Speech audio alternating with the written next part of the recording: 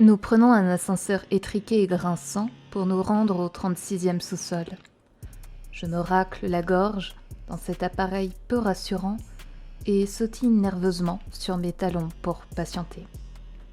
À quelques centimètres de moi, mon acolyte se tient, raide comme un militaire, le menton droit, le visage fermé.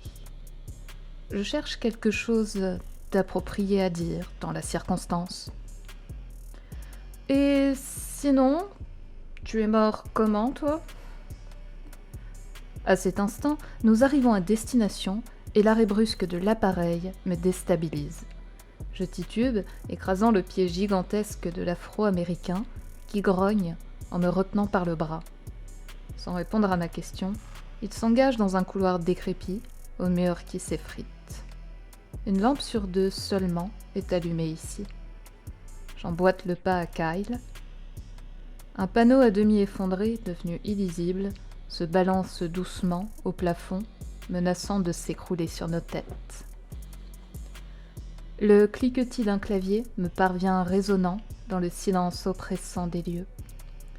Nous approchons jusqu'à une vieille démone, au teint gris, un farageau exagérément voyant sur sa peau fade et ridée. Elle soupire derrière son bureau, séparée de nous par un grillage, assortie à la vétusté de l'ensemble des lieux. Elle me dévisage derrière ses étroites lunettes, aux chaînes pendantes, avant de les rajuster sur son nez bossu. Elle interrompt sa tâche, visiblement agacée. « Bien le bonjour, madame. Navré de vous interrompre, mais sommes-nous bien à l'armurerie ?»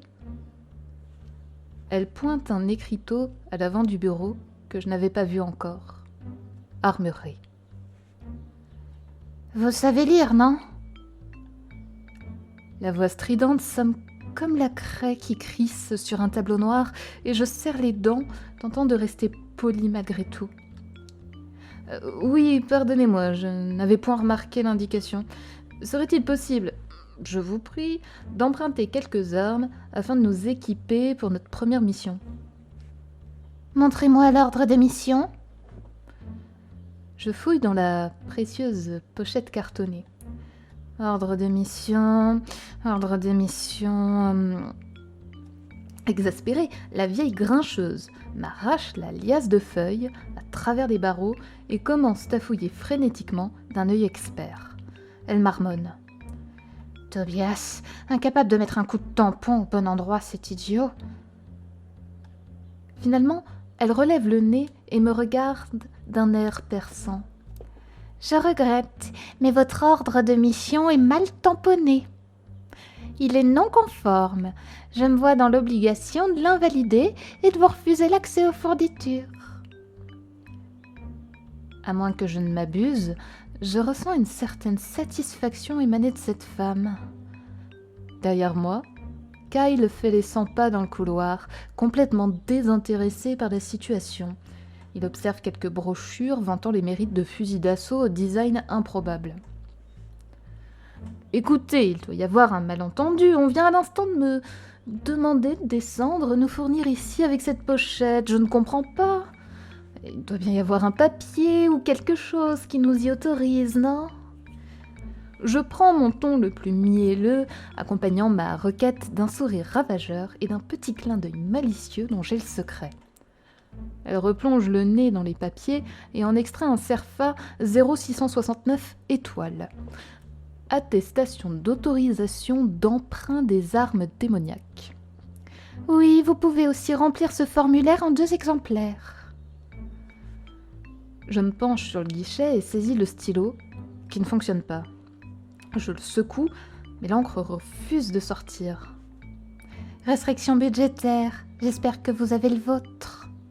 Puis elle ajoute. Inutile de me faire du charme, je vois d'ici que vous êtes pédé comme un phoque. Pardon ? Je redresse la tête, heurtée par la remarque particulièrement désobligeante, mais la vieille démone, lourde d'un certain embonpoint, s'est levée pour ouvrir la porte grillagée de son bureau. Je laisse à Kyle le soin de remplir sa partie sur le formulaire. Le stylo, qui paraît minuscule dans son épaisse main, trace des lettres imprécises qui lui demandent une certaine concentration. Je le sens particulièrement peu à l'aise dans cet exercice. Une fois les formalités accomplies, nous pénétrons dans la salle d'armes, accompagnés de la vieille peau grincheuse à la robe fleurie. Dites donc, c'est l'enfer pour avoir accès à cette salle. La pièce est surprenante, car bien mieux entretenue que tout ce que nous avons croisé jusqu'à présent. Du sol au plafond, un nombre incroyable d'armes différentes sont exposées sur de luxueux présentoirs. La grosse grincheuse à fleurs reste à l'entrée pour nous surveiller. J'éprouve un dégoût viscéral contre cette fonctionnaire. Un instant, je me demande ce qu'une vieille femme comme elle pourrait bien faire face à deux hommes lourdement armés. Cela dit, considérant où nous sommes, c'est-à-dire en enfer, je préfère éviter de créer l'opportunité d'obtenir une réponse à cette interrogation. Au bout de quelques instants, je me rends compte que Kyle semble enfin exprimer une émotion, celle de la satisfaction. Je l'observe caresser amoureusement certains fusils, presque langoureusement.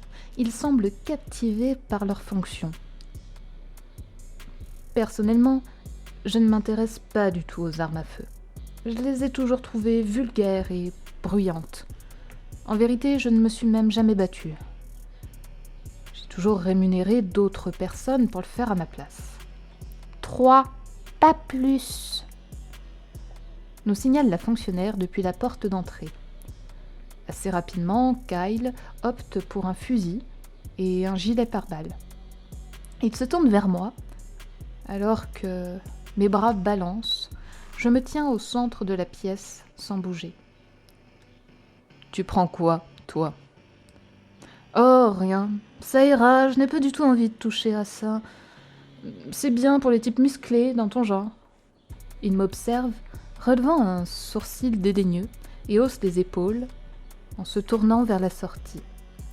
Vous devez choisir, et dépêchez-vous, je n'ai pas que ça à faire.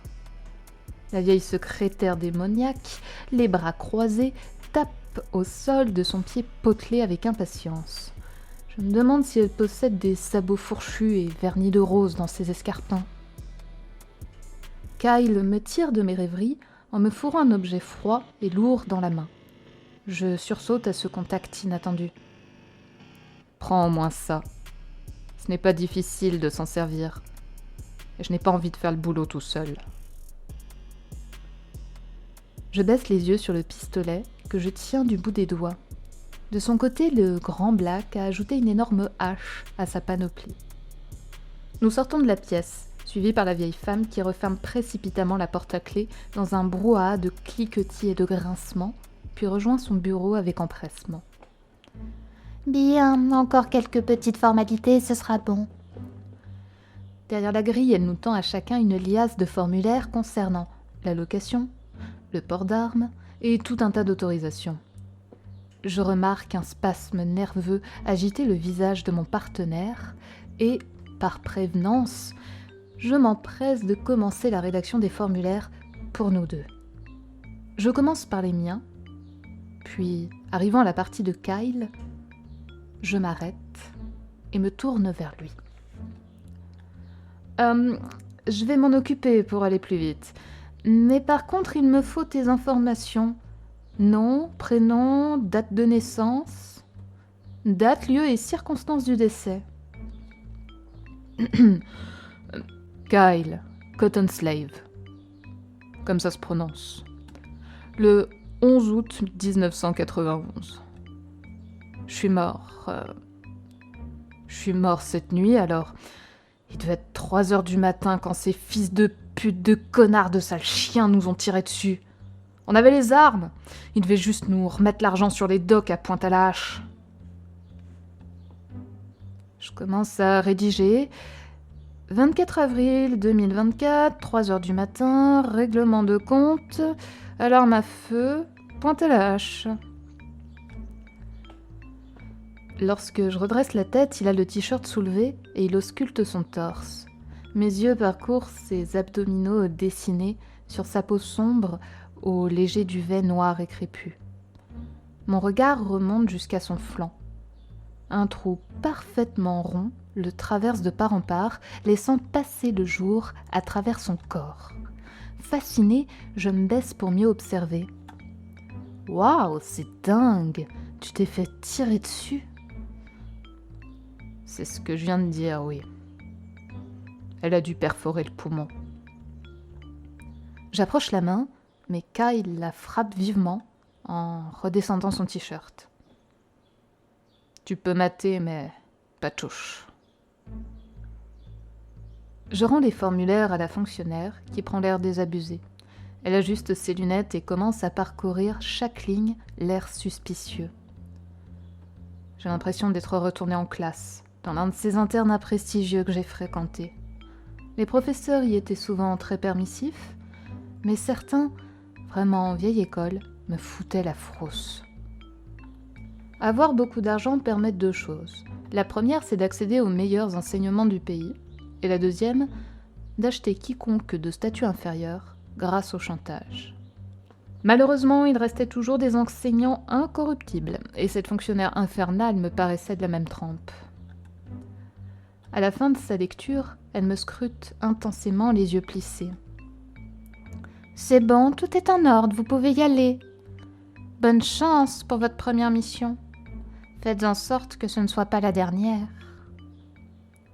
En repartant, nous croisons dans ce même couloir décrépit un autre duo infernal, venu certainement accomplir les mêmes formalités que nous. Le couple se compose d'un jeune homme, vêtu comme un sans-abri, qui s'agite comme un chien fou, tournant autour d'un vieil homme obèse en costume, le visage rouge et l'expression contrariée. De ma vie, je n'ai jamais vu équipage aussi mal assorti. À cette réflexion, je me tourne vers Kyle, constatant que nous ne formons pas un binôme très harmonieux non plus. Cela dit, je suis confiant.